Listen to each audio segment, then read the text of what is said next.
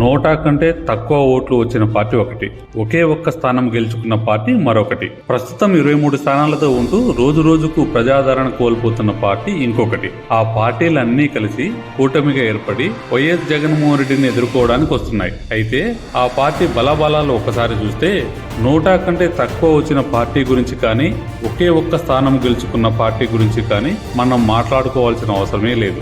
ఇక రోజు రోజుకు క్షీణిస్తున్న టీడీపీ గురించి మాట్లాడుకోవాల్సి వస్తే, టీడీపీకి ఎన్టీ రామారావు గారు అధ్యక్షుడిగా ఉన్న సమయంలో 4 సార్లు అసెంబ్లీ ఎన్నికలకు వెళ్లి సగటున 43.22% ఓట్లు పొందగా, చంద్రబాబు హయాంలో 5 సార్లు ఎన్నికలకు వెళ్లి 36.20% ఓట్లు పొందింది టీడీపీ. అంటే బాబు హయాంలో టీడీపీ సుమారు 7.02% ఓటు బ్యాంకు కోల్పోయింది. చంద్రబాబు నాయకత్వంలో 1999లో 1%, 2004లో 6.55%, 2009లో 9.47%, 2014లో 15.41%, 2019లో 3.54%. ఇలా టీడీపీ ప్రతి ఎన్నికల్లోనూ గతంలో కన్నా తక్కువ ఓట్లు పొందుతూ వచ్చింది. అంతేకాదు, గత 20 ఏళ్లుగా టీడీపీ 40 స్థానాల్లో ఒక్కసారి కూడా గెలవలేకపోయింది. ఇలాంటి పరిస్థితుల్లో తమకు 160 స్థానాలు వస్తాయని చంద్రబాబు పగటి కళ్ళలు కంటున్నారు. ఇది ఇలా ఉంటే రాష్ట్ర ప్రజలు మాత్రం